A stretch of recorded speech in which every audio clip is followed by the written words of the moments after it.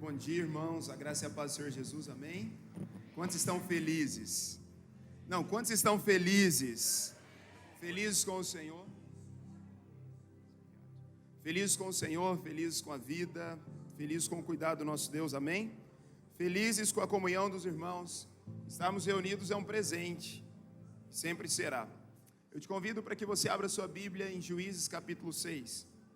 Nós estamos na terceira mensagem, no terceiro episódio da nossa série chamada O Ano Novo Sou Eu. Definitivamente nós desejamos, nós ansiamos e nós queremos viver as novidades de vida que Deus tem para nós, amém?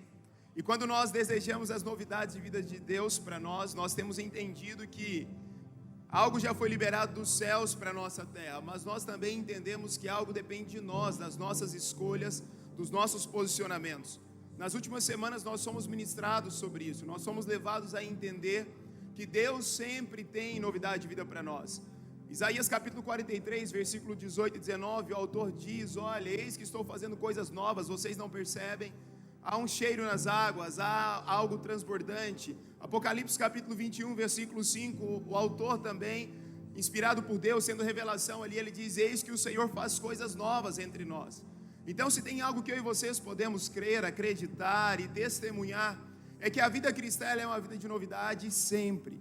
E o Senhor está sempre pronto para nos dar algo novo. O Senhor está sempre pronto para nos levar a viver algo novo nele.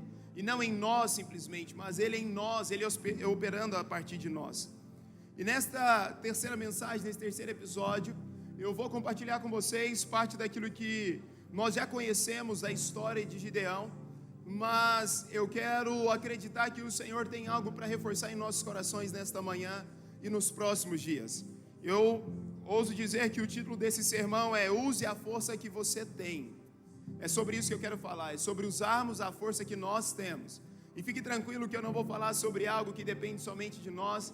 Não é a força que o humanismo ou que o antropocentrismo tem tentado dizer, que depende somente de nós, não. Mas é de uma força que vem do alto, que ganha forma dentro de nós, que cresce dentro de nós, e que se eu e vocês entendermos, nós precisamos avançar por essa força e por essa caminhada, amém? Juízes capítulo 6, versículo 1, quem está comigo, diga amém. De novo, os israelitas fizeram o que o Senhor reprovava, e durante 7 anos ele os entregou nas mãos dos midianitas. Os midianitas dominaram Israel, por isso os israelitas fizeram para si esconderijos nas montanhas, nas cavernas e nas fortalezas. Sempre que os israelitas faziam as suas plantações, os midianitas, os amalequitas e outros povos da região a leste deles a invadiam. Acampavam na terra e destruíam as plantações ao longo de todo o caminho até Gaza, e não deixavam nada vivo em Israel, nem ovelhas, nem gado, nem jumentos. Eles subiam trazendo os seus animais e suas tendas e vinham como enxames de gafanhotos. Era impossível contar os homens e os seus camelos. Invadiam a terra para devastá-la. Versículo 6, por causa de Midian, Israel empobreceu tanto que os israelitas clamaram por socorro ao Senhor. Repetindo, por causa de Midian, Israel empobreceu tanto que os israelitas clamaram por socorro ao Senhor. Quando os israelitas clamaram ao Senhor por causa de Midian, ele lhes enviou um profeta que disse: assim diz o Senhor, o Deus de Israel: tirei vocês do Egito, da terra da escravidão. Eu os livrei do poder do Egito e das mãos de todos os seus opressores. Expulsei-os e dei a vocês a terra deles. E também disse a vocês: eu sou o Senhor, o seu Deus. Não adorem os deuses dos amorreus em cuja terra vivem. Mas vocês não me deram ouvidos. Versículo 11. Então o anjo do Senhor veio, fala assim comigo, o anjo do Senhor veio, e sentou-se sobre a grande árvore de Ofra, que pertencia ao esberrita Joás. Gideão, filho de Joás, estava malhando o trigo num tanque de prensar uvas, para escondê-lo dos midianitas. Versículo 12, então o anjo do Senhor apareceu a Gideão e lhe disse: o Senhor está com você, poderoso guerreiro. Versículo 13, Senhor, Gideão então respondeu: se o Senhor está conosco, por que nos aconteceu tudo isso? Quantas vezes eu e vocês não perguntamos: se o Senhor está conosco, por que está tão difícil a vida? Por que não vemos esse cheiro das águas que a Bíblia nos promete? Por que não temos entrado por essa novidade? Gideão fez esse questionamento. Senhor, Se está conosco, por que aconteceu tudo isso? Por que eu estou passando por dificuldades? Por que não temos que comer? Por que as nossas terras estão sendo invadidas e dominadas pelos nossos inimigos? Onde estão todas as suas maravilhas que os nossos pais nos contam quando dizem: não foi o Senhor que nos tirou do Egito? Mas agora o Senhor nos abandonou e nos entregou nas mãos de Midian. Versículo 14: o Senhor se voltou para ele e disse: com a força que você tem, vá libertar Israel das mãos de Midian. Não sou eu quem estou enviando. É sobre isso que eu vou ministrar nesta manhã, sobre a força que nós já temos, amém? Versículo 15: Senhor, respondeu Gideão, como posso libertar Israel? Meu clã é o menos importante de Manassés e eu sou o menor da minha família. Eu estarei com você, respondeu o Senhor, e você derrotará os midianitas como se fossem um só homem. E Gideão prosseguiu. Gideão gostava de conversar com Deus, né? Era bom de papo. Se de fato posso contar com o teu favor, dá-me um sinal de que és tu que está falando comigo. Quantos já pediram um sinal para Deus em algum momento da tua vida? Quantos já? Quantos estão pedindo um sinal para Deus nesses dias? Quantos? Ok. O texto continua: peço que não vás embora até que eu volte e traga minha oferta e a coloque diante de ti. Versículo 18, parte B. E o Senhor respondeu: esperarei até você voltar. O Senhor estava gostando daquele papo com Gideão. Vamos ser sinceros, o Senhor tomou a iniciativa, foi Ele quem foi se encontrar com Gideão. Eu te digo nesta manhã com muita clareza de fé, que o Senhor tem prazer em se encontrar conosco. O Senhor tem prazer em se encontrar com seus filhos. O Senhor tem prazer em olhar dentro dos nossos olhos e tocar no mais fundo dos nossos corações. Nós não somos filhos sem pais. Nós não somos ou fazemos parte de um reino sem um rei, antes pelo contrário. Nós temos um rei que, mesmo sendo rei, ele decide se assentar à mesa conosco, ele decide falar aos nossos corações. Versículo 19: Gideão foi para casa, preparou um cabrito e com uma arroba de farinha fez pães sem fermento.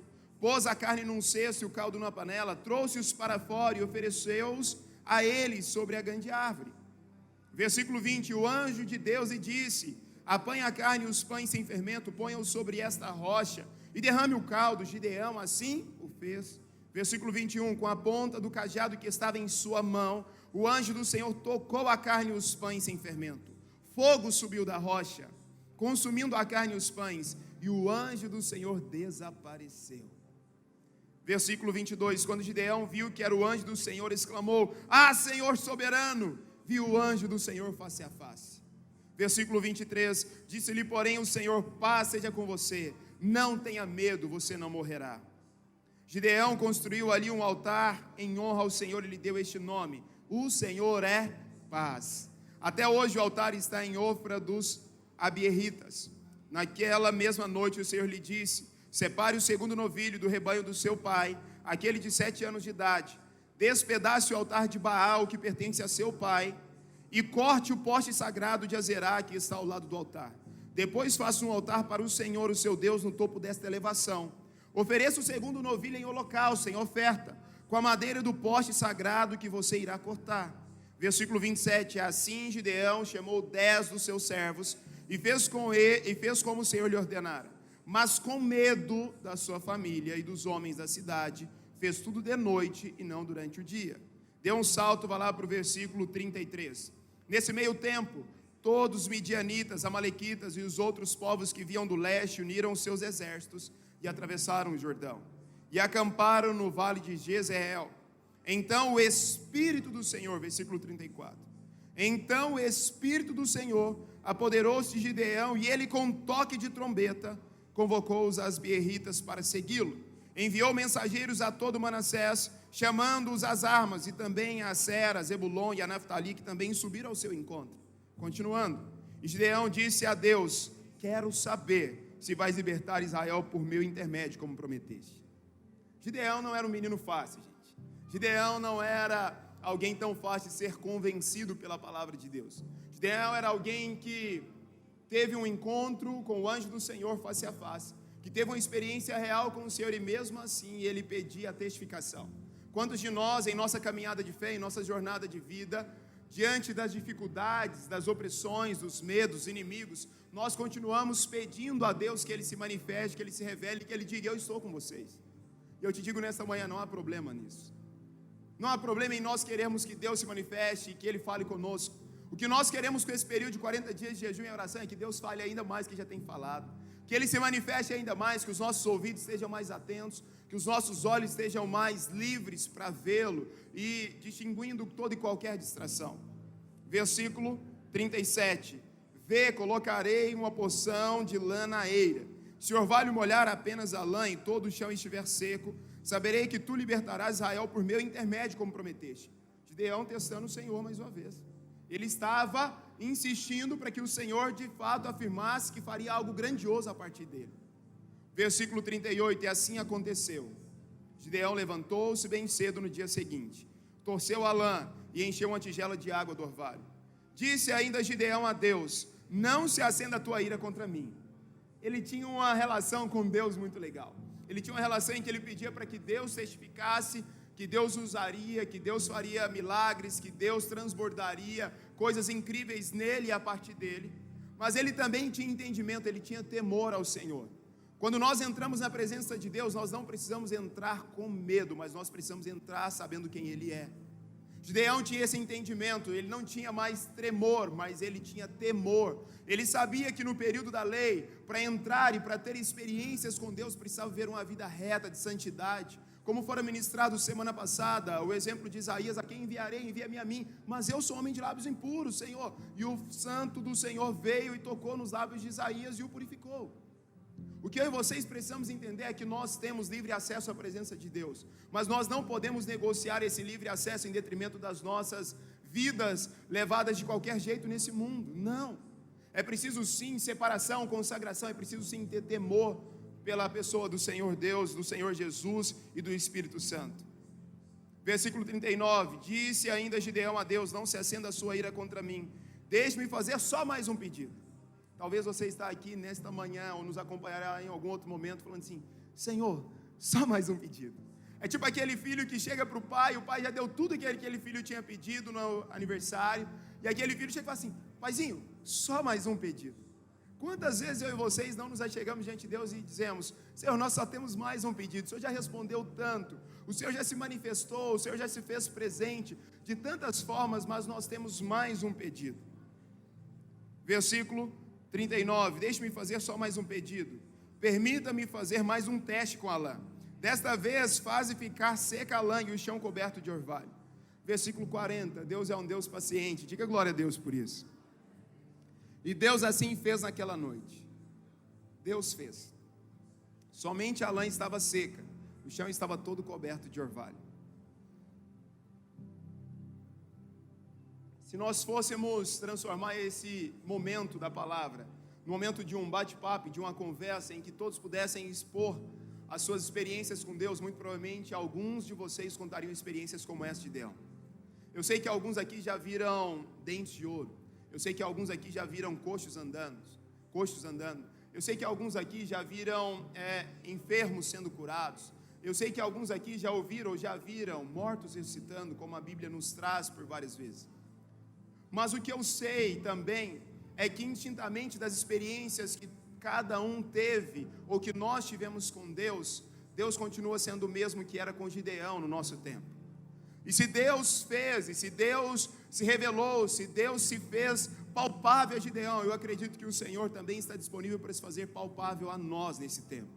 Se nós queremos entrar por uma novidade de vida e por um tempo novo, entendendo que esse tempo novo passa por nós, passa pelas nossas decisões, pelas nossas escolhas e pelas nossas inclinações, isso também nos faz acreditar que o Senhor está disponível para ser acessado por nós. O Senhor está disponível para também ser manifesto em nossas experiências, como já foram ditas algumas aqui.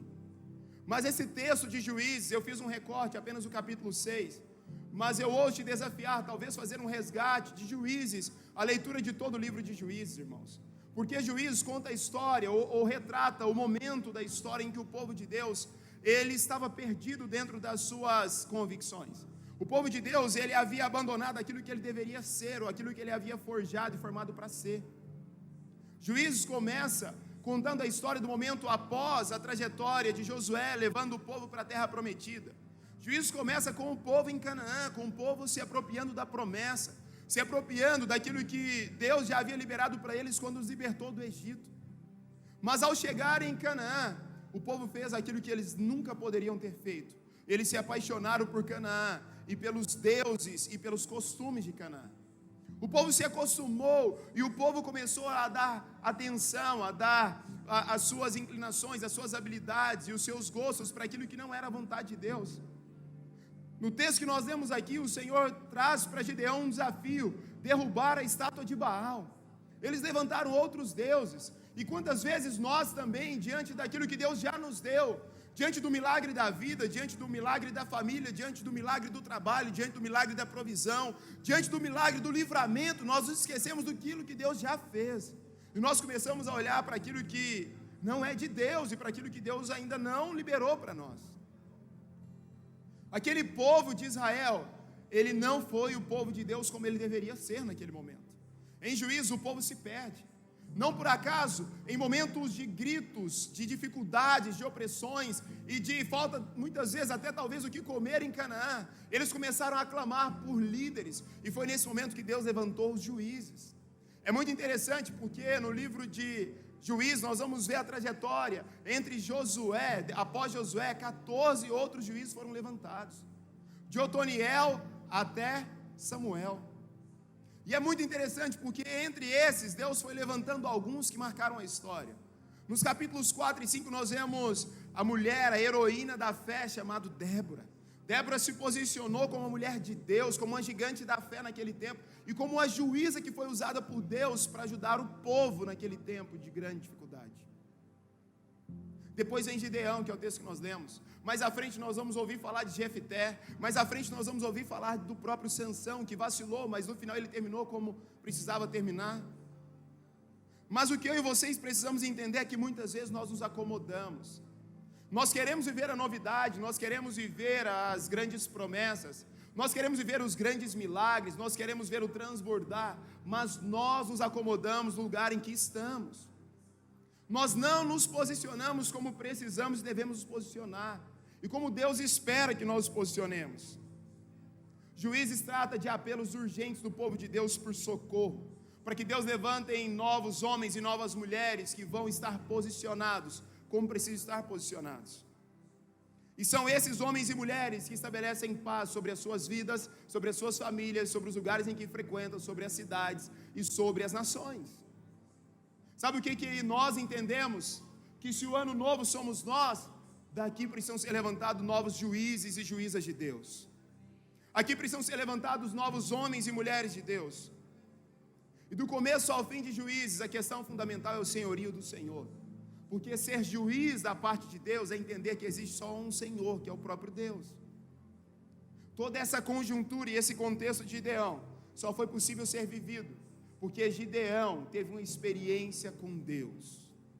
Gideão foi tomado e envolvido por uma força que estava dentro dele, mas que nem ele talvez tinha plena convicção ou entendimento que aquela força já estava sobre ele. Eu continuo dizendo para vocês e para mim mesmo nesta manhã, irmãos, que em tempos muito difíceis, como dos juízes, como daquele período em que o povo ficou sobre a opressão dos amalequitas, dos midianitas, dos cananeus, dos jebuseus e de tantos outros povos, e dos filisteus que foram dominando os povos de Deus ali, em tempos muito difíceis como os nossos, nós precisamos entender que Deus continua sendo rico em misericórdia, graça e amor. Como está em Efésios capítulo 2, versículo 4 ao 6, mas o Senhor continua sendo rico em misericórdia. Todavia Deus, que é rico em misericórdia, pelo grande amor com que nos amou. Deus continua sendo rico, amém? Ainda que em alguns momentos nos falte algumas coisas, para Ele nada falta. Ele continua sendo rico, e a maior riqueza dele é a riqueza do amor. Ele continua olhando para nós, como muitas vezes eu e vocês fazemos, como aquele povo fez. Mesmo diante daquilo que Ele já fez, nós esquecemos de quem Ele é, ou do que Ele já nos deu, e começamos a nos apegar aos prazeres, às vontades, aos deuses deste mundo. E vocês acham que foi fácil para Gideão? Não foi, irmãos, não foi. Mas ele precisou primeiro entender que o Senhor estava ali com ele. Gideão precisou se posicionar a partir daquilo que Deus estava revelando e desejando fazer a partir dele. E o que Deus está revelando, desejando fazer a partir de mim, de vocês, é algo incrível, é algo extraordinário, mas também passa por nós e pelas nossas decisões e posicionamentos. O que estamos dispostos a fazer diferente daquilo que já fizemos até então? O que estamos dispostos a plantar diferente daquilo que já plantamos até então? Ou o que estamos dispostos a abandonar diferente daquilo que já fizemos até então? Porque é nesse contexto, inserido nessa história, que nós podemos então entrar por um caminho de vitória, por um caminho de novidade, por um caminho de bonança e por um caminho de transbordar. Nós temos algumas lições a serem aprendidas com Gideão, que eu continuo compartilhando com vocês. A primeira que eu disse é que em tempos muito difíceis não se contentem com respostas óbvias, seja inteligente e estrategista. Nós lemos que Gideão estava fazendo o que quando o anjo do Senhor apareceu para ele?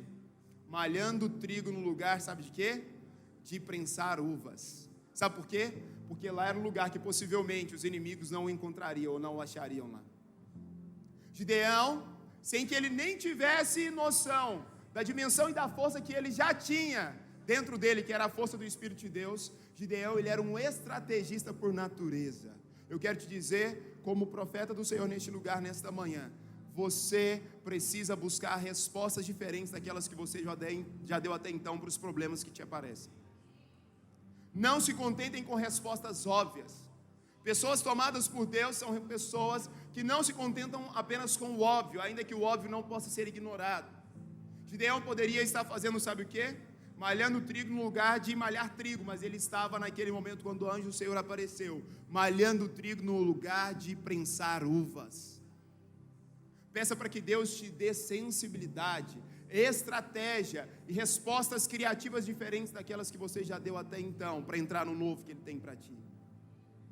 Quando as dificuldades chegam, você e eu respondemos como sempre respondemos, ou vamos buscar responder de maneira diferente?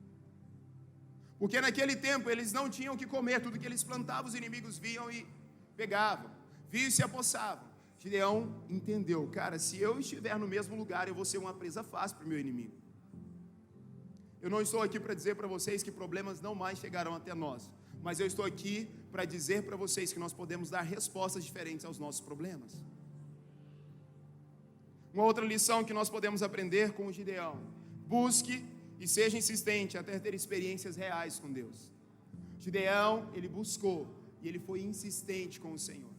Jejum é para quem está disposto a ser insistente na presença de Deus. Lugar secreto é para aqueles e para aquelas que têm coragem de serem insistentes na presença de Deus. E eu te digo, como Jefter testemunhou enquanto ele ministrava, não quer dizer que na primeira vez que tu falar, Senhor, apareça aqui, Ele vai aparecer, porque Ele é o dono, Ele é o rei. Então não somos nós que damos uma voz de comando, é Ele que estabelece o comando.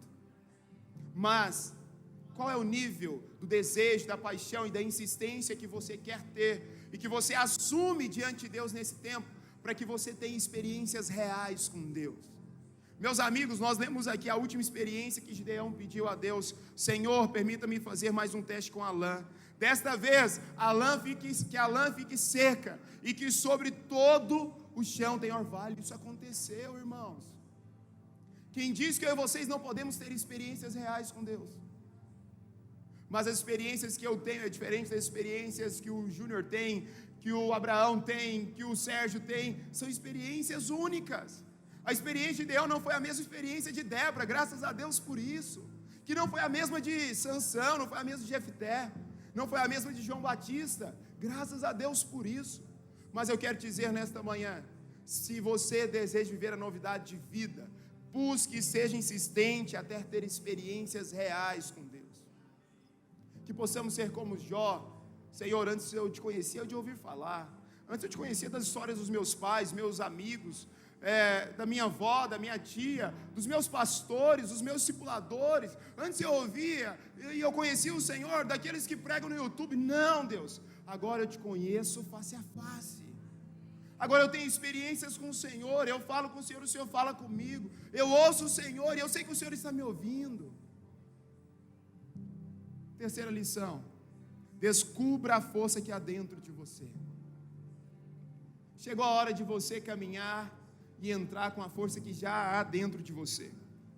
E por isso eu os convido para voltarmos lá no versículo 13. Gideão, depois que o Senhor diz, versículo 12, então o anjo do Senhor apareceu a Gideão e lhe disse: o Senhor está com você, poderoso guerreiro. Ah, Senhor. Gideão respondeu: se o Senhor está conosco, por que aconteceu tudo isso? Onde estão todas as suas maravilhas que os nossos pais nos contam, quando dizem: não foi o Senhor que nos tirou do Egito, mas agora o Senhor nos abandonou e nos entregou nas mãos de Midian? O Senhor se voltou para ele e disse: com a força que você tem, vá libertar Israel das mãos de Midian. Eu preciso te dizer algo nesta manhã. Já existe uma força extraordinária dentro de você.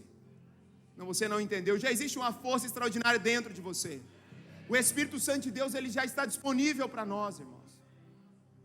O que Gideão não tinha entendido, e ele achava que era na força dele, que era no braço dele, que era na capacidade dele, enquanto o Senhor estava ajudando a entender que ele já tinha uma força incomparável dentro dele, que era a força do Espírito de Deus sobre ele. Versículo 17, Gideão prosseguiu: de fato posso contar com teu favor, dá-me um sinal de que tu estás falando comigo. Já havia uma força dentro de Gideão, e já havia um liberar de Deus para com ele e para conosco. Se nós queremos nos posicionar, nós precisamos fazer uso da força do Espírito de Deus que está liberada e já está dentro de nós. Já existe uma força motriz. A força motriz é a força indispensável para que saiamos de um lugar e cheguemos a outro. Já existe uma força motriz chamada Espírito Santo de Deus, liberada a todos nós. Nesse tempo aqui faz menção ao Espírito de Deus, mas no Novo Testamento nós já temos a manifestação na forma do Espírito Santo também. Chame como quiser, mas só não abra mão de ter a certeza de que essa força liberada está dentro de você. É por essa força que nós caminhamos não apenas 1 milha, nós somos capazes de caminhar 3 milhas se preciso for. É por essa força que o salmista diz: pode cair 1000 ao meu lado, 10.000 à minha direita, mas eu não serei atingido, porque eu sei quem está comigo. Eu sei qual é a força que está dentro de mim.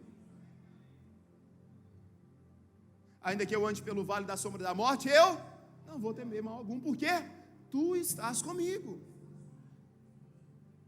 Gideão já tinha essa força, só que ele não tinha revelação e entendimento dessa força.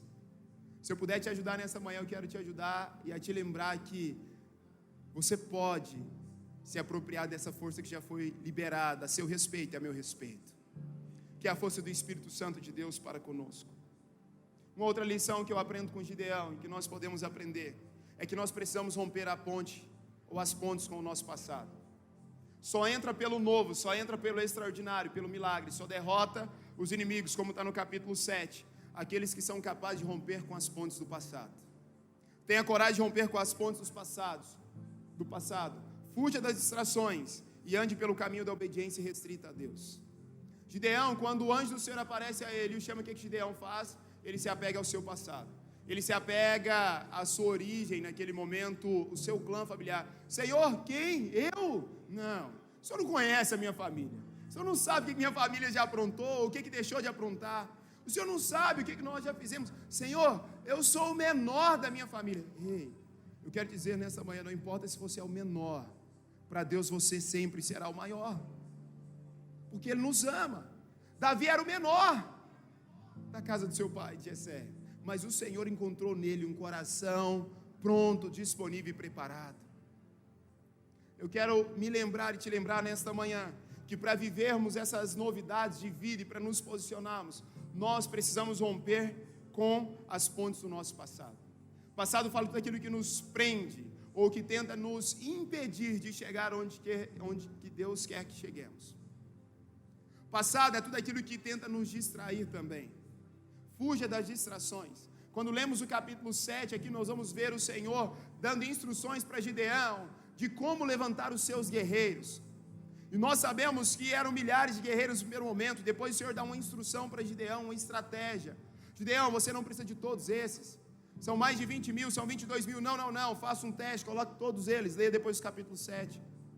Faça um teste, coloque todos eles para beberem água no lago. E ao beberem água, observem, aqueles que beberem água, abaixando a cabeça, não como um cachorro, aquele que lambe, ele não está pronto para ir, mande voltar para casa. Eu quero dizer nesta manhã, que para entrar no novo, muitas vezes, você vai ter que abandonar o velho. Para entrar no novo, você vai ter que ter coragem. Uma outra lição: coragem de mandar embora quem e o que precisa ir embora da tua vida, da tua história. Nós precisamos entender que só entra pela novidade de vida de Deus aqueles e aquelas que têm a coragem de romper e, se preciso for, abrir mão de tudo aquilo que nos atrapalha de ver o extraordinário em Deus. Muitas vezes nós achamos que é na nossa própria força. E sabe o que acontece? Deus não negocia o lugar de glória e de honra dele na nossa vida, na nossa história. Sabe por que Deus manda os milhares de soldados que estavam prontos, dizendo: Gideão, conte conosco. Sabe por que Deus manda eles irem embora? Não é porque eles não eram importantes para Deus, mas é porque eles não faziam parte do propósito eterno de Deus para aquela estação na vida de Gideão e do povo de Deus. Eu não estou dizendo para você que abandonar pessoas, lugares ou algumas situações é porque aquelas pessoas ou aqueles lugares não são pessoas de Deus. Não. Eu estou te dizendo que lugares, pessoas e algumas coisas podem não fazer parte daquela estação de Deus para você. São coisas diferentes. Ló não deixou de ser alguém importante para Abraão, mas Ló não fazia parte daquela estação nova de Abraão. Quando queremos entrar na novidade de vida de Deus para nós precisamos ousadamente ter coragem de ir embora e deixando para trás aquilo que precisa ser deixado. E algumas pessoas fazem parte disso. Alguns lugares fazem parte disso.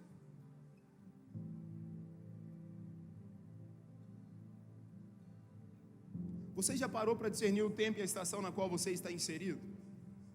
Você consegue perceber como que anda a tua vida agora? Quais são os sinais? Quais são os sinais ou as experiências que te revelam o time ou o tempo que você vive? Você é daqueles e daquelas que tem coragem de parar algumas vezes e dizer: Senhor, me dê entendimento de qual estação eu estou. Eu estou na estação de plantar ou de colher? Eu estou na estação de abraçar ou de deixar de abraçar? Eu estou na estação de sorrir ou estou na estação de chorar?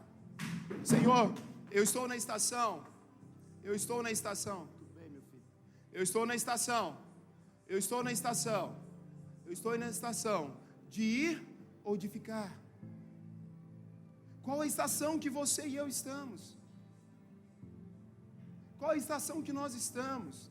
Nós precisamos entender os tempos e as estações, irmãos, porque para cada tempo há um propósito, para cada estação há um propósito, e se para cada estação há um propósito, há um lugar em que devemos estar, e existem lugares em que não devemos estar. Eu já sou um pai de família, se assim eu puder dizer. Eu sou casado, eu tenho uma esposa, eu tenho filhos. Então, a minha estação hoje me leva a estar em lugares que eu tenho que estar, mas me leva a não estar em lugares que eu não devo estar. Que talvez para um jovem, solteiro, não pai, tenha todo sentido para ele estar naquele lugar. Entendem a diferença? Existe um propósito para cada tempo, para cada estação em nossas vidas. Só entra nessa novidade de vida e só se posiciona quem tem essa coragem. No capítulo 7 nós vemos a continuação da história, e nós vemos Deus dando vitória para Gideão e para o seu povo. Eu vou ler alguns versos para que nós possamos encerrar esse tempo dessa mensagem. Eu te convido rapidinho lá no versículo 1 do capítulo 7.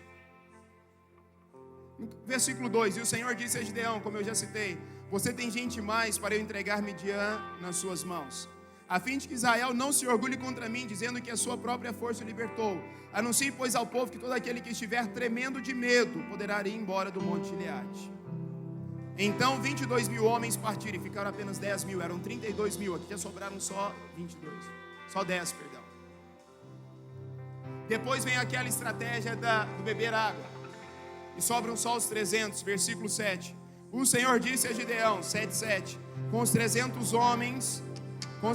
homens que lamberam a água, livrarei vocês, e entregarei os midianitas nas suas mãos. Mande para casa todos os outros homens. Gideão mandou os israelitas para suas tendas, mas reteve os 300. Sabe o que é? Uma outra coisa que eu aprendo com Gideão: depois que temos experiências com Deus, depois que ousamos nos posicionar onde temos que estar posicionados, depois que entendemos os tempos e as estações, nós andamos por um caminho de obediência irrestrita. Obediência irrestrita à palavra de Deus. Meus amigos, se Deus falou, obedeça. Se Deus falou, obedeça. Se Deus não falou, ok. Mas se Deus falou, obedeça. Gideão poderia falar: Senhor, eu tinha 32 mil homens, só sobraram 300. Gideão, sabe o que ele fez? Pode ir embora, o restante para casa. Gideão já tinha sido tocado pelo Senhor. Gideão já tinha sido envolvido pela glória de Deus. E aquela força que estava dentro dele só crescia e só ganhava cada vez mais forte. Versículo 15 fala do sonho de Gideão. Eu não vou ler. Versículo 17: E ele então lhes disse: façam o que eu fizer. Quando eu chegar à extremidade do acampamento, façam o que eu fizer. Um outro princípio que nós temos que aprender com Gideão: Deus levanta juízes, libertadores, Deus levanta líderes para nos conduzir para as promessas de Deus para nós. Ouça a voz dos seus líderes, ouça a voz daqueles que Deus colocou no teu caminho para te ajudarem a chegar onde você precisa chegar. E se você é líder, e se você me pergunta: Marcos, eu sou líder de quem? Primeiro, você é líder de você mesmo. Você é líder do seu quarto, da sua casa, da sua família. Então se posicione como aquele que vai mostrar o caminho, que vai apontar para onde vocês estão indo. E ele então lhes disse: observe-me, façam o que eu fizer. Quando eu chegar à extremidade do acampamento, façam o que eu fizer.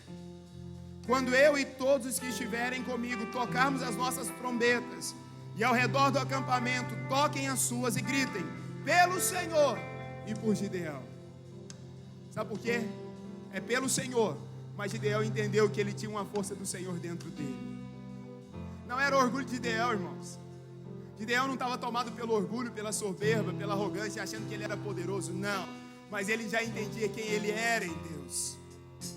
Só entra na promessa e só entra nessa novidade de vida quem entende que Deus é a força motriz que está te impulsionando nesse tempo e que vai te levar para viver o incrível, o extraordinário e a glória que Ele tem para nós. Continua o texto: Gideão e os 100 homens, porque eles dividiram em 3 grupos de 100, era a estratégia militar daquela época. Versículo 19: Gideão e os 100 homens que o acompanhavam chegaram aos postos avançados do acampamento pouco depois da meia-noite. Assim que foram trocadas as sentinelas. Estratégia, inteligência, sabe a hora de ir e a hora de ficar, sabe a hora de atacar e a hora de se defender. Então tocaram as suas trombetas e quebraram os jarros que tinham nas mãos.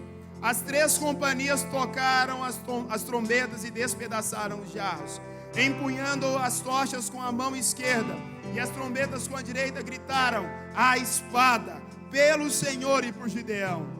Cada homem mantinha a sua posição em torno do acampamento, e todos os midianitas fugiam correndo e gritando. O Senhor causou alvoroço no arraial do inimigo. O Senhor trouxe confusão sobre os nossos inimigos.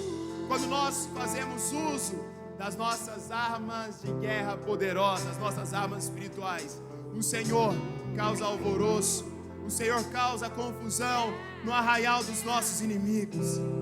Tem guerras que nós nem precisaremos chegar lá, bastará uma palavra nossa, bastará uma palavra nossa dizendo: pelo Senhor e por nós, pelo Senhor e por nós. Se o Senhor é por nós, ninguém poderá contra nós.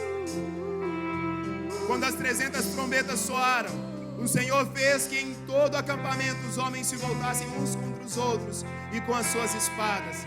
Muitos saíram correndo, muitos saíram atropelando uns aos outros, e o Senhor lhes deu vitória. Lute pelas suas guerras e faça uso das estratégias espirituais corretas para vencê-las. Faça uso das estratégias espirituais para vencer as suas guerras. Esteja posicionado, faça a sua parte, mas sempre dê a devida glória a Deus. Capítulo 8, versículo 23. O povo, depois de vencer Midian, depois de ver-se liberto, o povo começa a querer dar glória a eles mesmos. Glória a Gideão. Olha o que Gideão fala, capítulo 8, versículo 22. Os israelitas disseram a Gideão: reine sobre nós, você, seu filho e seu neto, pois você nos libertou das mãos de Midian.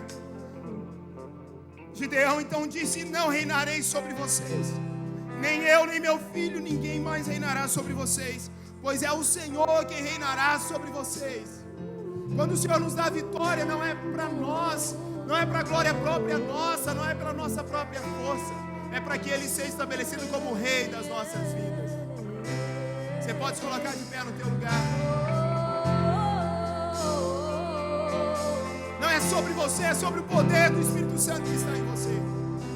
Não é sobre você, é sobre o poder de Deus na sua vida. Não é sobre de onde você veio, não é sobre de onde você ficou preso, não é sobre a sua origem familiar, não é sobre aquilo que fizeram a seu respeito até então. É sobre o Deus que está te chamando, dizendo: eu estou aqui, eu sou o mesmo de Gideão e eu estou disponível para fazer por você. Entre em posição, meus irmãos. Já é hora de nós nos posicionarmos diante de Deus e das circunstâncias para vermos essas novidades. Já é hora, já é hora, já é hora. Feche os seus olhos e apresente-se diante do Senhor. Você e Deus. A atmosfera já